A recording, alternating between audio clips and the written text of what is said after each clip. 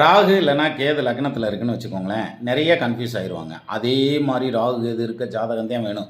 அப்படி சேர்த்து வச்சாத்தான் சரியாக வரும். இல்லாட்டினா அவங்க குடும்ப வாழ்க்கை அஸ்தமனமாகி போயிடும். புருஷன் பொண்டாட்டி பிரிஞ்சிருவாங்க. அப்படி அது நெகட்டிவாக நிறையா சொல்லுவாங்க.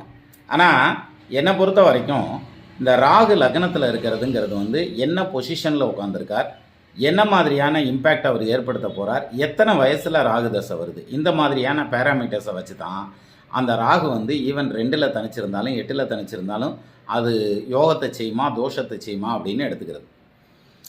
அதே மாதிரி லக்னத்தில் இருக்கிற ராகு அல்லது கேது இருக்குன்னு வச்சுக்கோங்களேன், அவங்க எப்படி இருப்பாங்க அப்படின்னா, இந்த கல்யாணம் சர்ப்பதோஷங்கிறதெல்லாம் விட்டுருங்க. அதெல்லாம் தாண்டி லக்னத்தில் ராகு இருந்துச்சுன்னா ரொம்ப சுறுசுறுப்பாக இருப்பாங்க. ஸ்பீடு, அதாவது நிதானமான ஸ்பீடு அப்படிம்பாங்கள்ல, அது மாதிரியான அமைப்பு. அதே மாதிரி இவங்க எந்த வேலை செஞ்சாலும் அது 1க்கு 10 பெருகும். ஒன்றும் இல்லை சார், ஒரு இடத்துக்கு வேலைக்கு போனால் கூட அந்த வேலை செய்கிற கம்பெனி வந்து பெரிய அளவில்